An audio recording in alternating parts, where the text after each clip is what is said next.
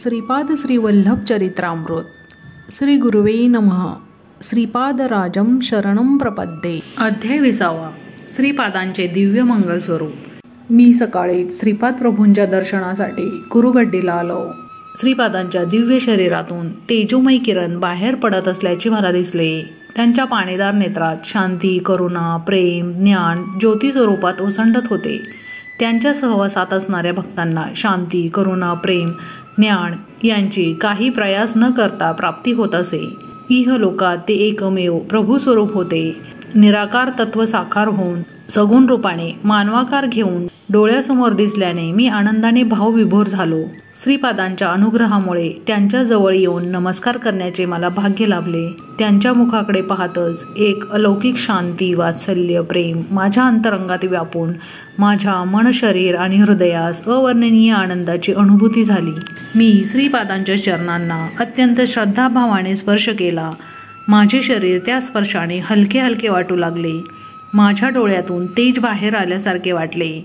माझ्या शरीरातील प्रत्येक अवयवातून काळे तेज बाहेर येत होते. त्या तेजाने माणसाचा आकार धारण केला. तो आकार माझ्यासारखाच होता. श्रीपादांनी मंद हास्य करीत मला प्रश्न केला, तुझ्यासारखा आकार असलेला तो कोण आहे ते कळले का? मी म्हणालो, स्वामी, तो आकार मी पाहिला. तो माझ्यासारखाच वाटला, परंतु माझ्या शरीरातून कसा बाहेर आला ते कळले नाही. ती आकृती कोणाची होती तेही कळले नाही. त्यावर श्रीपाद प्रभू म्हणाले, ते तुझे पाप शरीर होते. तो तुझ्यातील पापरूपी पुरुष होता. आता तुझ्या शरीरात राहिलेला पुण्यपुरुषच आहे. प्रत्येक मानवाच्या देहात एक पापपुरुष आणि एक पुण्यपुरुष असतो. ह्या जोडीचे विभाजन होऊन पाप पुरुष जेव्हा निघून जातो तेव्हा तीच मुक्तीची अवस्था असते. ब्राह्मण कुलात जन्म घेतल्यावर निष्ठावंत होऊन पाप शरीराचे दहन करून उरलेल्या पुण्य शरीराचा आपल्या उत्तम कर्मांनी उद्धार करावा.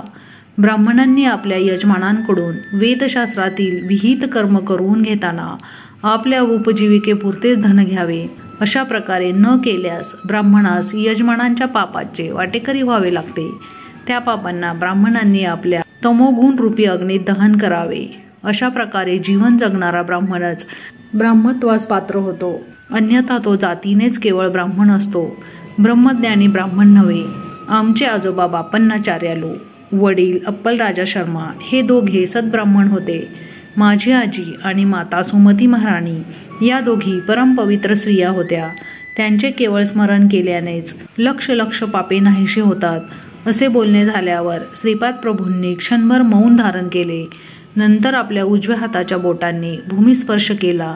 त्यावेळी त्यांच्या डाव्या बाजूने प्रकाशाचा एक झोत निघाला आणि यज्ञासाठी लागणारी साधन सामुग्री प्रकट झाली. काही मधुर फळे, सुवासिक फुले, थोडे सोने, चांदी आणि नवरत्नांचा हार तसेच दिव्य अग्नी प्रकट झाला. माझ्या शरीरातून निघालेला पापपुरुष भयाने कंपित होऊन आक्रोश करू लागला. श्रीपाद प्रभूंनी त्या पापपुरुषाला नेत्रांनीच अग्नीत भस्म होण्याची आज्ञा दिली. त्यानुसार तो अग्नीत पडून भस्मसात झाला. माझ्या शरीरात अग्नीचा भडका उडाला.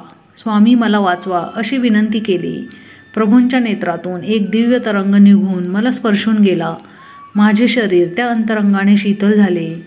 माझी कुंडलिनी शक्ती जागृत झाल्यासारखे वाटले. माझ्या नाडीचे स्पंदन थांबले. हृदयाचे ठोके थांबल्याप्रमाणे वाटले आणि मी समाधी अवस्थेत गेलो. मध्यान्ह काळ झाला होता. त्या दिवशी गुरुवार होता.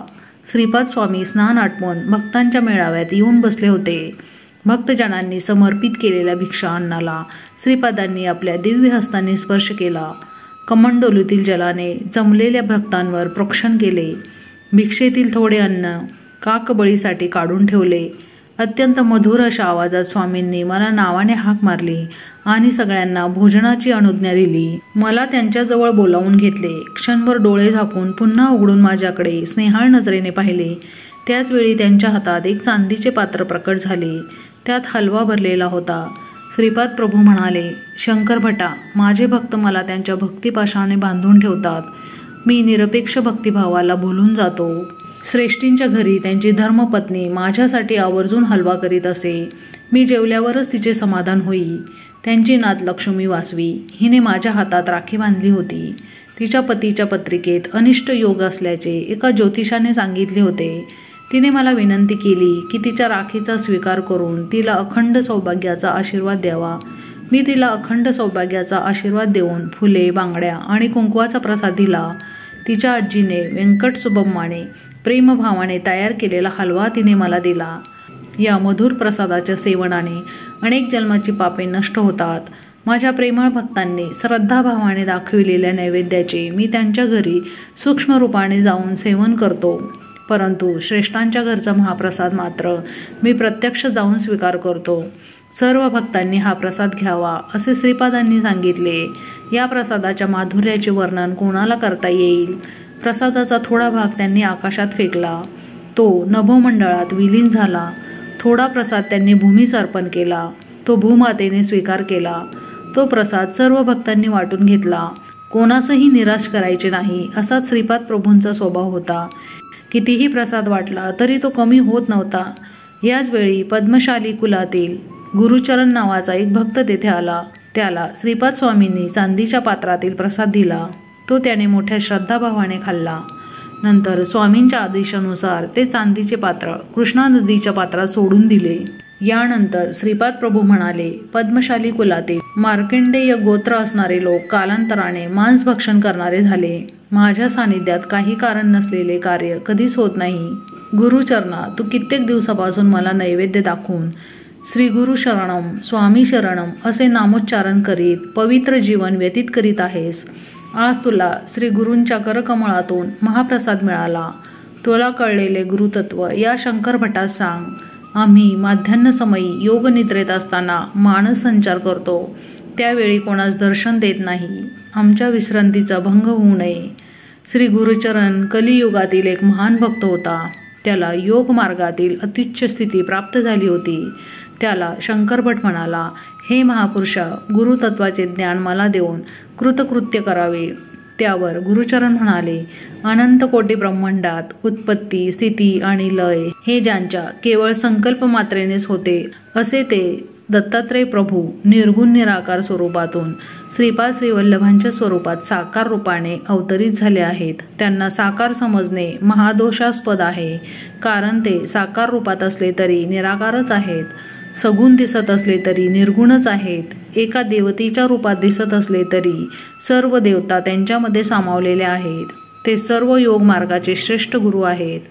सृष्टीतील अनेक महर्षींना आपापल्या साधन वैशिष्ट्याने साक्षात्कार करून घेतलेल्या देवतांचे स्वरूप म्हणजेच श्रीपादांचे दिव्य रूप होय. पूर्व काळापासून महर्षींना अनेक दिव्य शक्ती प्राप्त होत्या. वशिष्ठ ऋषी हव्ययुक्त यज्ञ करीत असत. विश्वामित्र ऋषी हव्य सामुग्रीशिवाय यज्ञ करीत. जमदग्नी ऋषी विश्वामित्र ऋषींचे अनुकरण करीत. आपले श्रीपाद प्रभू सर्व प्रकारच्या यज्ञांचे समर्थन करीत. कोणतेही कर्म करण्यास अथवा न करण्यास किंवा वेगळ्या पद्धतीने करण्यास त्या कर्माचे आणि मंत्राचे रहस्य जाणण्यास ते समर्थ होते. श्रीपाद प्रभू सर्व समर्थ असून सर्व कर्मांचे रहस्य जाणणारे असल्याने त्यांना त्या व्यक्तींच्या आचरणाचे सूक्ष्म ज्ञान होते. बापन्नाचार्यालू, नरसिंह वर्मा, व्यंकटपय्या श्रेष्ठी यांना अनेक प्रकारच्या योगाचे ज्ञान होते. सर्व शक्तीमध्ये प्रेमशक्ती सर्वात श्रेष्ठ आहे. या तिघांना श्रीपाद प्रभूंची वात्सल्य भक्ती प्राप्त होती. त्यांच्या प्रेमशक्तीमुळे ते स्वामींना आपले इच्छित कार्य सुसंपन्न करण्याचा आग्रह करून ते करवून घेत. श्रीपाद स्वामी सुद्धा त्यांचे कार्य मोठ्या आनंदाने सुसंपन्न करीत असत.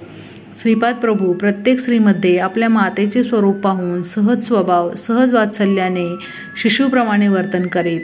त्या स्त्रिया सुद्धा स्वामींची शिशुरूपातच प्रेमभावाने आराधना करीत. हीच महामाया.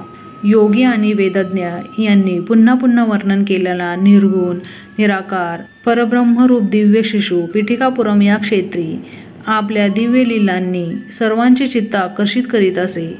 या शिशूच्या लीलांचे वर्णन करणे अतर्क्य होते. दैव मार्गाने, योग मार्गाने, ज्ञान मार्गाने, वेदशास्त्राच्या अध्ययनाने साधन करणाऱ्या साधकांना त्यांच्या त्यांच्या मार्गाने श्रीपाद श्रीवल्लभांच्याच कृपेचा लाभ होतो. यानंतर शंकरभट त्या महान भक्त श्री गुरुचरणांना म्हणाला, महाराज, आपणास श्रीपाद स्वामींचे प्रथम दर्शन कसे झाले तो कथाप्रसंग सांगून माझा उद्धार करावा. गुरुचरण म्हणाले, हे ब्राह्मणोत्तमा, तुम्ही अत्यंत धन्य आहात. तुम्हाला श्रीपाद प्रभूंच्या दिव्य लीलांचे समक्ष दर्शन पूर्वजन्मीच्या सुकृतामुळेच घडले. तुम्हास प्रतिदिन स्वामींच्या करुणा कटाक्षाचा लाभ होतो. मी देवभक्त कुटुंबात जन्मलो. लहानपणापासूनच मी आमचे कुलदैवत श्री दत्तप्रभूंची भक्ती करीत आहे. आमच्या कुटुंबात अनेक आर्थिक समस्या होत्या. मी दत्तात्रयांची अत्यंत श्रद्धेने आराधना करीत होतो, परंतु समस्या कमी होत नव्हत्या. आमच्या गावातील काही लोकांनी मला सल्ला दिला की तुमच्यावर श्री दत्तात्रयांची कृपा नाही, तू दुसऱ्या कुलदेवतेची निवड करून त्यांची आराधना कर. असे केल्याने तुझे संकटातून निवारण होईल. मी त्यांच्या मतात सहमत होऊन रात्री झोपलो. मला स्वप्नात एक भयंकर कसाई दिसला. तो प्रेमाने शेळ्यांचा सांभाळ करीत असे, परंतु दररोज तो काही शेळ्यांचा बळी देत असे. त्याच्या हातातील कोयता पाहून मी भयभीत झालो. तो मेघाप्रमाणे गंभीर स्वरात म्हणाला, मी दत्त आहे. तू कोणत्याही देवदेवतांची आराधना केली तरी त्या स्वरूपात मीच असेल. तू आराधना करणाऱ्या देवास नामरूपाने बदललेस तरी मी बदलणारा नाही. मी तुला कधीच सोडणार नाही. तू माझी छाया आहेस. माझी छाया मला सोडून कशी राहील? समस्त देवदेवतांच्या संकल्पांना आणि समस्त कोटी मानव संकल्पांना चालविणारा महासंकल्प मीच आहे. भगवत अवतारातील भगवत स्वरूपाला कांती देणारा असा तो ब्रह्म मीच आहे. वाघाच्या तोंडातून एखादा प्राणी सुटू शकेल, परंतु माझ्या हाती आलेला तू मला कधीही सोडून जाऊ शकणार नाहीस. दत्तभक्तांनी सिंहाच्या छाव्याप्रमाणे शूर असावे आणि भित्रेपणा सोडून द्यावा. मी सिंहासारखा आहे. सिंहाच्या पिल्लांना सिंहाजवळ भय नसते. ते त्यांच्याबरोबर मुक्तपणे खेळत असतात. मी या कोयत्याने तुझा वध करीन. तुझे रक्षण करणारा त्रैलोक्यात कोणी नाही. मी अत्यंत भयभीत होऊन ओरडलो आणि त्याचवेळी माझा स्वप्नभंग झाला. घरातील लोक काय झाले असे विचारू लागले. मी त्यांना स्वप्नातील वृत्तांत कथन केला. आमच्या आर्थिक समस्या दिवसेंदिवस अधिकच वाढत होत्या. कोणत्या जन्मात केलेल्या कर्माचे फलस्वरूप ही दरिद्री अवस्था आम्हास भोगावी लागत होती ते कळत नव्हते. सकाळ होताच एक हरिदास आमच्या घरासमोर आला. त्याच्या हातात चिपळ्या होत्या. तो हरिनामाचे गायन करीत होता. त्याच्या डोक्यावर तांदळाचे टोपले होते. हा एक विचित्र हरिदास होता. त्याच्या टोपलीत एक औदुंबराचे रोप होते. तो दारासमोर उभा राहून तांदूळ देतो का असे विचारित होता. मी घरात तांदूळ शोधित असताना एक मुठभर कण्या मिळाल्या. त्या कण्यांचा स्वीकार करून तो म्हणाला, महाराज, काल रात्री एका कसायाने गुरुचरण नावाच्या एका दत्तभक्ताची हत्या केली. आश्चर्याची गोष्ट अशी की त्या दत्तभक्ताचे प्राण त्याच्या शरीरातून निघून या औदुंबराच्या रोपात प्रविष्ट झाले. औदुंबराच्या वृक्षाखाली श्री दत्तप्रभूंचा निवास असतो असे प्रमाण आहे. हे रोप असामान्य आहे. गोदावरी मंडलातील पिठिकापुरम एक महान क्षेत्र आहे. तेथे श्री दत्तात्रय श्रीपाद श्री वल्लभांच्या रूपात वास्तव्य करीत आहेत. श्रीपादांच्या आजीच्या औदुंबर वृक्षांचेच हे रोप आहे. हे रोप तुमच्या घरी लावल्यास तुमच्या सर्व कामना पूर्ण होतील. त्या हरिदासाचे वक्तव्य ऐकून मी भ्रमितच झालो. मी म्हणालो, गुरुचरण मीच आहे. माझी हत्या झाली नाही. मी दत्तभक्त आहे. मी स्वप्नात एक कसाई पाहिला होता. तो मला मारून टाकीन असे म्हणाला होता. औदुंबर वृक्ष महिमा. एवढ्यावर हरिदास जोराने हसला आणि म्हणाला, तू म्हणतोस ते खरे का? नाही म्हण. या सृष्टीत असलेल्या अनेक मार्गांचे आदिगुरु म्हणजे दत्तच आहेत. ते भविष्यात घडणाऱ्या घटना जाणतात. त्यांच्यासमोर आपण अगदीच क्षुद्र असतो. पत्रिकेत अनिष्ट काळ असे जरी दाखवले असले तरी गुरुदेव त्यांच्या शिष्याला घोर असा मानसिक त्रास, घोर अपमान पचविण्याचे सामर्थ्य प्रदान करतात. घोर कष्टातून बाहेर काढून त्याचा कर्मक्षय करून त्याला पुनर्जीवन देतात. तसेच अवतारी पुरुष त्यांच्या आश्रितांचे दुःख दूर करून त्यांच्या व्याधी कमी करून त्यांना पुनर्जन्म प्रदान करतात. दत्तात्रय प्रभू त्यांच्या भक्तांना प्राणशक्ती देऊन त्यांचा नित्य निवास असणाऱ्या औदुंबर वृक्षातून निघणाऱ्या प्राणशक्तीद्वारा आपल्या भक्तांचे रक्षण करतात. अल्पबुद्धीचे साधक मात्र असे समजतात की त्यांच्या शरीरातील प्राणशक्तीमुळे ते जिवंत आहेत. खरं तर ती प्राणशक्ती औदुंबर वृक्षातून निघून भक्ताचा शरीर व्यवहार उत्तमपणे पार पाडू शकते. भक्त मरणावस्थेत असल्यास त्या क्षणी औदुंबर वृक्षातून निघालेले प्राणशक्ती भक्ताच्या शरीरात प्रतिष्ठित होऊन भक्ताचे आयुष्य थोडे वाढते. ही प्राणशक्ती परिपूर्ण असते, कारण प्रत्येक औदुंबराच्या वृक्षामध्ये सूक्ष्म रूपाने श्री दत्तात्रय प्रतिष्ठित असतात. हरिदासाने सांगितलेला वृत्तांत आश्चर्यचकित करणारा होता. कृष्णदास नावाचा एक व्यापारी त्या मार्गाने जात होता. मी त्या औदुंबर वृक्षाला मोठ्या प्रेमाने आणि भक्तिभावाने वाढवित होतो. काही दिवस असेच गेले. आमचे एक दूरचे नातेवाईक रेशमी कापडाचा व्यापार करीत असत. ते वृद्ध झाले होते. त्यांना मूलबाळ नव्हते. माझ्यावर त्यांचे प्रेम होते. ते आमच्या घरात वास्तव्याला होते. त्यांनी थोडे धन देऊन रेशमी कपड्याचा व्यापार करण्यास सांगितले. ते सुद्धा आमच्या घरी असलेल्या औदुंबराच्या वृक्षास भक्तिभावाने प्रदक्षिणा घालून श्री दत्तप्रभूंची आराधना करीत. आमच्या घरी कोणतीही आपत्ती अथवा संकट आले असता आम्ही औदुंबराला प्रदक्षिणा घालून आमचे दुःख निवारण करण्यास सांगत असू. आमच्या याचना दत्तप्रभूंना कळत असत. आमची संकटे दत्तकृपेने दूर होत होती. श्री दत्तप्रभूंना नवस केला असता तो औदुंबराच्या वृक्षाकडून पूर्ण होत असे. औदुंबराच्या वृक्षाची सेवा करणे दत्तभक्तांचा महत्त्वाचा विधी होता. घरात औदुंबराचे झाड असणे म्हणजे साक्षात दत्तात्रेयच घरात असल्यासारखे होते. औदुंबरांचा महिमा वर्णावा तितका कमीच. पापकर्माचे फलस्वरूप काटेरी वृक्षाचा जन्म. मी माझ्या व्यापाराच्या निमित्ताने आंध्र प्रदेशात असताना माझ्या भाग्याने पिठिकापुरम क्षेत्री येऊन पोहोचलो. श्री बापन्नाचार्यालूचे घर शोधून काढले. त्यावेळी श्रीपाद प्रभू बापन्नाचार्यालूबरोबर अंगणात बसले होते. त्यांच्या अंगणात एक काट्याचे झाड होते. त्या झाडाला श्रीपाद प्रभू मोठ्या श्रद्धाभावाने प्रतिदिन पाणी घालत असत. बापन्नाचार्यालू श्रीपादांना म्हणाले, हे काट्याचे झाड तुला एवढे प्रिय का आहे? संजीवनी वृक्षाचे रोप असते तर त्यावर प्रीती करणे योग्य झाले असते. तू त्या झाडात श्रद्धेने पाणी घातलेस अथवा न घातलेस तरी ते वाढणारच आहे. त्यावर श्रीपाद प्रभू म्हणाले, आजोबा, हे काट्याचे झाड पूर्वीच्या जन्मी आपल्या घराण्यातील विश्वावधानी होते. स्वयंभू दत्तात्रेय बापन्नाचार्युलेच्या नातवाच्या रूपाने अवतरित झाले होते. केवढे हे आश्चर्य! परंतु विश्वावधानी आजोबा परिहासाने म्हणत, केवढा हा देवद्रोह! तेच या जन्मी काट्याच्या झाडाच्या रूपाने आपल्या अंगणात स्थित आहेत. मी, आई, मोठे भाऊ श्री विद्याधरी, राधा, सुरेखा, व्यंकटसुबैया श्रेष्ठींच्या घरी आणि नरसिंहवर्म्यांच्या घरी मोठ्या प्रेमभावाने जेवण करीत असू. हे आमचे वर्तन विश्वावधानी आजोबांना मुळीच आवडत नसे. ते क्रोधाने म्हणत, मल्लादी आणि मंदकोटा या 2 कुटुंबातील धर्मभ्रष्ट करणाऱ्यांना ब्राह्मण समाजातून बहिष्कृत करा. आज तेच आजोबा काट्याच्या वृक्षरूपात दिसत आहेत. श्रीपाद श्रीवल्लभ प्रत्यक्ष दत्तात्रेय आहेत याचे प्रमाण काय? असे तर्क कुतर्क करणाऱ्या विश्वावधानी आजोबा या काटेरी वृक्षाच्या रूपात जन्मले आहेत असे सांगून श्रीपाद प्रभू पुढे म्हणाले, माझी आई सर्व सौंदर्य स्वरूपिणी सुमती महाराणीस श्रेष्ठी आत्या घरची लेक माने. एकदा त्यांनी तिला सन्मानाने जेवणास बोलावून तिची नूतन वस्त्रांनी ओटी भरली. त्यामुळे त्यांना आपला जन्म धन्य झाल्यासारखे वाटले. नरसिंहवर्मा आजोबांना विश्वावधानी नेहमी टोचून बोलत. त्याने आपल्या आजोबाचे मृत्यूनंतर उत्तर क्रिया व्यवस्थितपणे न केल्यामुळे आणि त्यांचा पापभार अति झाल्यामुळे त्यांना काटेरी वृक्षाचा जन्म मिळाला होता. त्या काटेरी झाडास पाहून व पूर्ववृत्तांत जाणून श्रीपाद प्रभूंना त्यांची दया आली. त्यांनी त्या झाडावर थोडे पाणी शिंपडून ते अंगणातून बाहेर आले. श्रीपादांचे मुग्ध मनोहर रूप पाहून मला आनंदाचे भरते आले आणि नेत्रातून आनंदाश्रू वाहू लागले. मी श्रीपाद प्रभूंच्या दिव्य चरण कमलांवर आपले मस्तक अत्यंत नम्र भावाने टेकविले. श्रीपादांनी मोठ्या प्रेमभराने मला कुरवाळले आणि म्हणाले, हे गुरुचरणा, उठ, हा काय वेडेपणा! तू पूर्वजन्म घेऊन माझ्याकडे आला आहेस.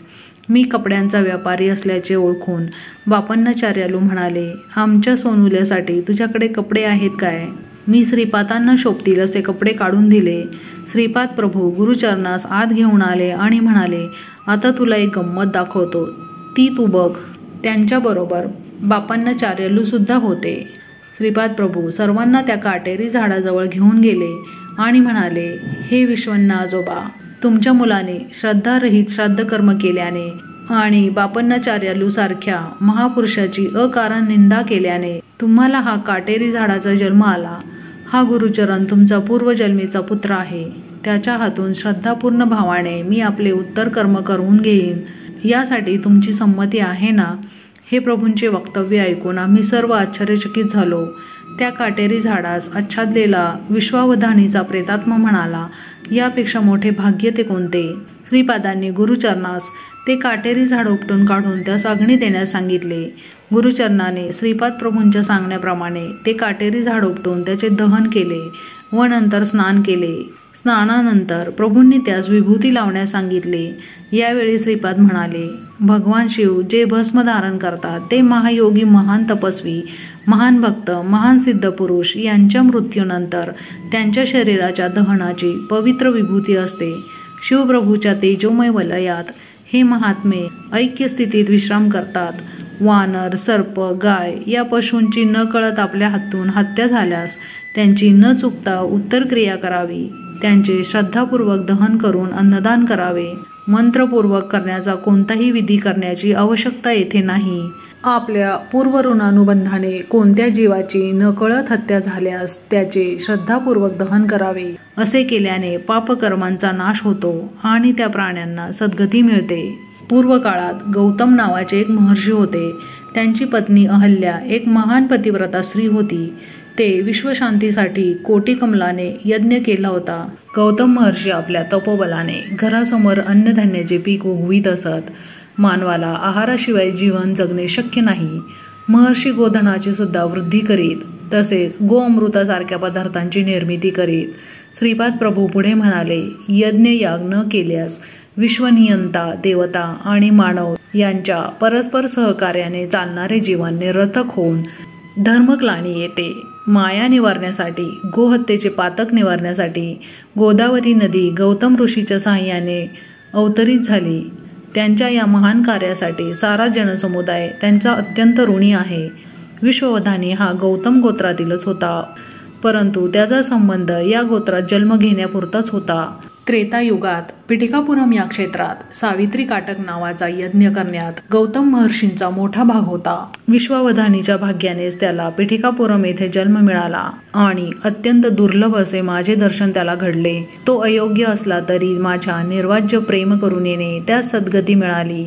ही सद्गती श्री दत्तात्रय प्रभूंच्या कृपाप्रसादानेच प्राप्त झाली. ऋणानुबंधन नसेल तर कुत्रासुद्धा जवळ येत नाही. आपणच कोणी सहाय्य मागण्यास आल्यास आपण शक्य तेवढी मदत करावी. मदत करणे शक्य नसल्यास आपल्या मधुर वाणीने आपली असमर्थता व्यक्त करावी, परंतु निष्ठुर होऊ नये. जर तुम्ही कठोर वागल्यास सर्व भूतांमध्ये चैतन्य रूपाने वास करणारा मी सुद्धा तुमच्याबरोबर तसेच वर्तन करेन. तुम्ही जसे लोकांशी वागाल तसेच लोक तुमच्याशी वागतील. या संपूर्ण सृष्टीतील सत्याचे एकमेव मूळ कारण मी आहे. मी सर्व सत्याचे सर्वमय परमसत्य आहे. वेदात सुद्धा असे सांगितले आहे की ज्ञानाचे अंतिम सत्य ब्रह्म आहे. श्रीपाद प्रभूंचे हे वक्तव्य ऐकून बापांना चारुलेच्या डोळ्यातून आनंदाश्रू वाहू लागले. मोठ्या प्रेमभावाने श्रीपादांनी ते आपल्या बालहातांनी टिपले आणि म्हणाले, आजोबा, तुम्ही सर्वदा माझ्या ध्यानातच असता. तुमचा जन्म धन्य आहे. मी नृसिंह सरस्वतीच्या अवतारात अगदी तुमच्यासारखेच रूप धारण करणार आहे. हे त्रिवार सत्य आहे. बोलताना श्रीपादांनी आजोबांचा हात हातात घेतला. त्यावेळी बापन्नाचार्यालू म्हणाले, श्रीपादा, माझ्या मनात कित्येक दिवसापासून एक शंका आहे, विचारू का? त्या क्षणी श्रीपाद चिरहास्य करून म्हणाले, माझ्याकडे काय शंका आहे? मी 10 वर्षांचा बालक तुमच्या शंकेचे समाधान कसे करू शकेन? प्रयत्न करून पाहीन. यावर बापन्नाचार्यालूंनी प्रश्न विचारण्यास आरंभ केला. ते म्हणाले, सृष्टी, स्थिती आणि लय याचे कर्ते ब्रह्मा, विष्णू आणि महेश आहेत ना? श्रीपाद म्हणाले, हो, यात शंकाच नाही. त्यांच्या श्रीशक्ती स्वरूपात सरस्वती, लक्ष्मी आणि पार्वती आहेत ना? यावर श्रीपादांनी होकारार्थी मान हलवली. या त्रिमूर्तींना आणि त्यांच्या 3 शक्तींना निर्माण करणारी आदिपराशक्ती आहे ना? श्रीपाद म्हणाले, हो. यावर बापन्नाचार्यालू म्हणाले, तर त्यांच्यासमोर तू कोण आहेस? तू नेहमी माझ्या बांधवांना सांगतोस ती वासवी कन्या कोण? तुम्ही दोघे भाऊ बहीण आहात, याला काही शास्त्राधार आहे काय? श्रीपाद, सर्व देवस्वरूप, सर्व देवतांचे मूळ श्रीपाद प्रभूच. एकानंतर एक असे अनेक प्रश्न ऐकून श्रीपाद प्रभू मुग्धपणे हसले आणि म्हणाले, आजोबा, आताच तुमच्या दृष्टीसमोर काट्याच्या झाडात सद्गती दिली. मी केलेल्या कामास काही शास्त्रप्रमाण आहे काय? यासाठी अशा प्रकारच्या चिकित्सेची गरज नाही. मी योगी असून सर्व योगक्रियांत असतो. यामुळे कोणत्याही भूमिकेत मी समरस होतो. सृष्टी ही माझी मायाच आहे. तिलाच आपण सृष्टी मानतो. संपूर्ण सृष्टीत एकच भगवत चैतन्य भरून राहिले आहे. ते विविध स्थितीत आणि विविध अवस्थेमध्ये परिणामाला वशीभूत होऊन राहिले आहे. या परिणामक्रमाला कालाचा आधार आहे. कालाचे ज्ञान प्राप्त होत असल्याने परिणामचक्र अनुभवास येते. या कालाची गणना आकाशातील सूर्य, चंद्र, तारे, ग्रह यांच्या गतिमानाने कळते. अत्री महर्षींना त्रिकालाचे आणि 3 अवस्थांचे ज्ञान होते. या सृष्टीतील एक महान पतिव्रता म्हणून अनुसया माता प्रसिद्ध पावली. श्रीपाद प्रभू पुढे म्हणाले, मला सृष्टी, स्थिती आणि लय तसेच स्थूल, सूक्ष्म आणि कारण या 3 देहाबद्दल आणि भूत, भविष्य आणि वर्तमान कालाबद्दल एकाच कालात अनुभव येतो. यामुळे माझे नित्य वर्तमानच असते. घडून गेलेले, घडत असलेले आणि पुढे घडणारे हे सर्व मी एकाच काळात अनुभवतो. अशा स्थितीत त्रिमूर्ती, त्रिशक्ती माझ्यात असणे ही आश्चर्याची गोष्ट नाही.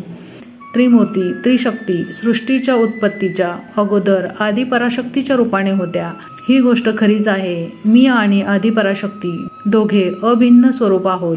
यातील एक सूक्ष्म अंश असल्याने समस्त सृष्टीतील मातृगर्भात एक महासंकल्प आदिपराशक्ती रूपाने विलसत असतो.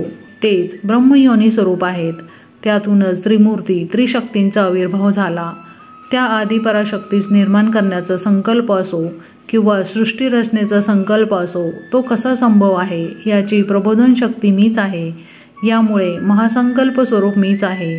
त्या महासंकल्प सिद्धीसाठीच आदिपराशक्तीचा आविर्भाव झाला. तसेच त्रिशक्तीचा आविर्भाव झाला. तो महासंकल्प रूपच परम गुरु स्वरूप आहे. हा अत्यंत रहस्यपूर्ण विषय आहे. या महान संकल्प स्वरूपात संकल्प मिळताच तो तात्काळ सिद्ध होतो. संकल्प होणे आणि सिद्धी पावणे हे दोन्ही एकाच वेळी घडत असते. सर्व शक्तींना एकत्र करून ठेवणारी मूळ शक्ती मीच आहे. सृष्टीतील माता शिशु संबंध, पिता पुत्र संबंध, पती पत्नी संबंध, भाऊ बहीण संबंध हे अनिवार्य संबंध आहेत. या पवित्र संबंधांना आदर्श स्वरूप म्हणून देवी देवता पृथ्वीवर अवतरित होतात. जीव म्हणजे मायेची शक्ती. मी मायेच्या अतीत असलेली महाशक्ती आहे. मायाशक्ती असो अथवा महाशक्ती असो, ती योग शक्तीमुळेच फलद्रूप होत असते. जी महाशक्ती स्त्री स्वरूपात वासवी कन्यका म्हणून ओळखली जाते, तीच महाशक्ती पुरुष स्वरूपात श्रीपाद वल्लभांच्या रूपात अवतरली आहे. या दोन्ही शक्तींचा आविर्भाव सुद्धा महासंकल्पाला अनुसरूनच आहे. आदिपराशक्तीची अथवा मूळ दत्त स्वरूपाची आराधना केली असता त्रिमूर्ती आणि त्रिशक्ती अंतर्लीन होतात. या दैवी संबंधांना आणि त्यांच्या तत्वांना त्या त्या स्थितीतील अनुभूती केवळ साधना संपन्न जीवांना अवगत होते. श्रीपाद प्रभूंची आराधना करणाऱ्या साधकांच्या पापाचे निवारण. मृगाजवळ जाऊन त्याला संस्कृत व्याकरणाचा बोध करणे निरर्थक असते. संस्कृत शिकून त्या नीच योनीतून मुक्तता मिळवायची असल्यास मानव जन्मातील मिळणारी समर्थता असणाऱ्या व्यक्तीकडून व्याकरण शिकले पाहिजे. माझा प्रत्येक जीवाशी अंतर्गत संबंध असल्याने मी जीवाचे संस्कार आणि मलिनता स्वीकारतो. प्रतिदिन केलेल्या स्नान संध्या जपादिकामुळे जीवांची मलिनता मी दग्ध करून त्याला त्या परिणामांपासून मुक्त करतो. वास्तविक पाहता माझी पूजा करण्याची आवश्यकता नाही. माझी आराधना करणाऱ्या भक्तांचे पापसंस्कार मी आकर्षित करून घेतो.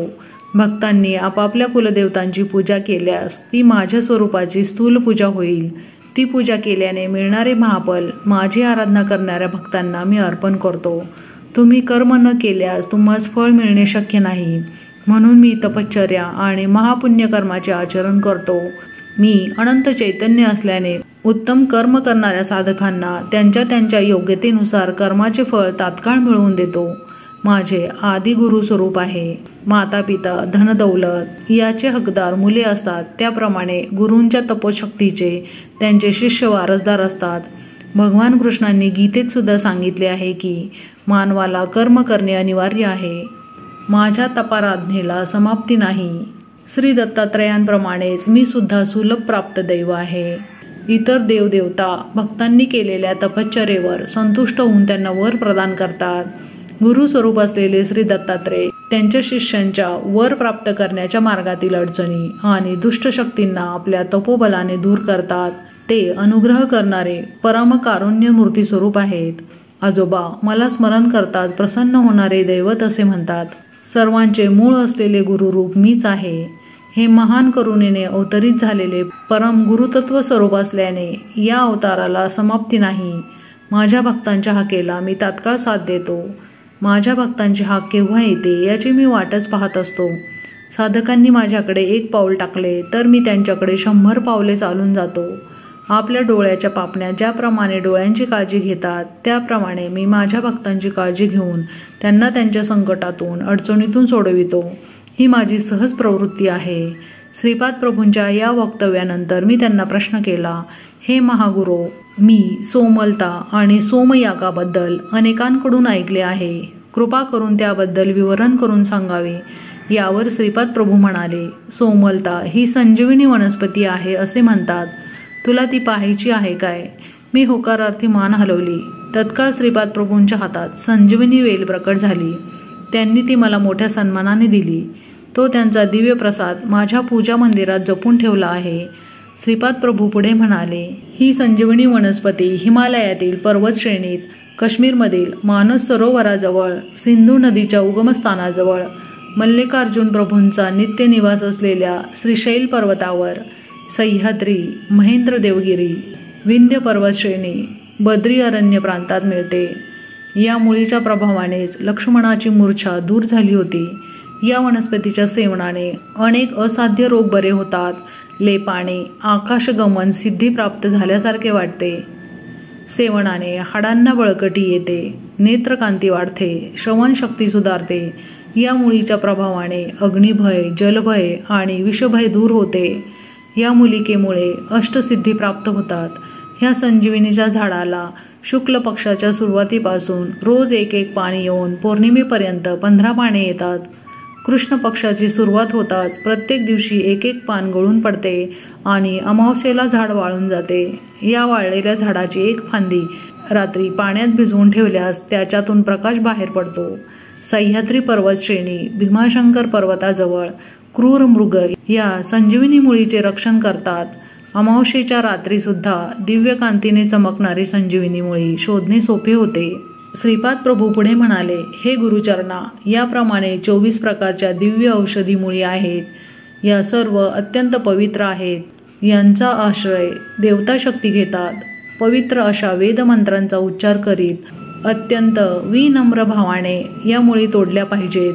त्या 24 औषधी मूलिका अशा आहेत: सोम, महासोम, चंद्र, अंशुमान, मंजुवान, रजित प्रभू, दुर्वा, कनियान, श्वेतान, कनकप्रभा, रतानवान, लालेवृत्त, करदीर, अंशवान, स्वयंप्रभा, रुद्राक्ष, गायत्री, एष्टम, पावत, जगत, शाकर, अनिष्टम, रैक्त, त्रिपाद गायत्री. मी श्रीपादांचा निरोप घेऊन पिठिकापुरमहून निघालो. मी शंकर भटाला हा वृत्तांत विवरण करून सांगितला. महागुरूंचा मानस संचार पूर्ण झाला आणि त्यांच्या दर्शनास येण्याची आज्ञा झाली. मी श्रीपाद प्रभूंच्या दर्शनाने धन्य झालो. मला त्यांच्या दिव्य हस्तांनी फळाचा प्रसाद मिळाला. श्रीपाद प्रभू मला म्हणाले, कृष्णा नदी ओलांडून मांचाल ग्रामात जा. या ग्रामाची ग्रामदेवता तुम्हास आशीर्वाद देईल. तिचा आशीर्वाद घेऊन तुम्ही पुन्हा कुरुगड्डीस या. तुम्ही माझ्याजवळ असा किंवा दूर असा, माझे तुमच्याकडे सदैव लक्ष असते हे ध्यानात असू द्या. भविष्यात हे मांचाल ग्राम विश्वविख्यात होईल. एका महान पुरुषाच्या जीवन समाधीमुळे हे गाव प्रसिद्ध होईल. या महापुरुषाच्या लीला अद्भुत असतील. पिठिकापुरम स्थूल दृष्टीने पाहिल्यास एक आहे आणि सूक्ष्म दृष्टीने पाहिल्यास वेगळे आहे. तेच सुवर्ण पिठिकापुरम, ते माझ्या शरीरास वेढून तेजोवलय सुप्रतिष्ठित आहे. कोणत्याही योगातील, कोणत्याही देशातील, कोणत्याही काळातील व्यक्ती असो, माझ्या नेत्रकटाक्षाने त्याचे चैतन्य सुवर्ण पिठिकापुरात सुप्रतिष्ठित होते. हा योगदृष्टी असणाऱ्या भक्तांना कळणारा विषय आहे. सुवर्ण पिठिकापुरातून जीवन चैतन्याला स्थान संपादन करून घेणारे सारे भक्त धन्य आहेत. त्यांना मी जन्मजन्मांतरी सांभाळीत राहीन. पिता समान शंकर भटा, अनेक शतसंवत्सरानंतर माझ्या अंगणात महासंस्थान उभारण्यात येणार आहे. ते माझ्या आजोबांच्या घरी, जेथे माझा जन्म झाला त्या ठिकाणी औदुंबर वृक्षाच्या छायेत असेल. माझा पुढचा अवतार श्री नृसिंह सरस्वती या नावाने होणार आहे. या अवताराची मूर्ती सुद्धा या महासंस्थानात स्थापित होईल. श्रीपाद प्रभू पुढे म्हणाले, हे पहा, मी तुम्हाला दिव्य दृष्टी देत आहे. असे म्हणून त्यांनी गुरुचरणांच्या आणि माझ्या भ्रूमध्यावर दृष्टी रोखून ठेवली. ते सुंदर दृश्य पाहून आम्ही धन्य धन्य झालो. त्यांचा संकल्प अमोघ आहे. त्यांच्या लीला अद्भुत आहेत. आम्ही पुढे जाण्यास निघालो तेव्हा श्रीपाद प्रभू म्हणाले, वशिष्ठ ऋषींचा अंश असलेला एक भक्त माझ्या संस्थानात पुजारी म्हणून येईल. श्रीपाद श्रीवल्लभांचा जय जयकार असो.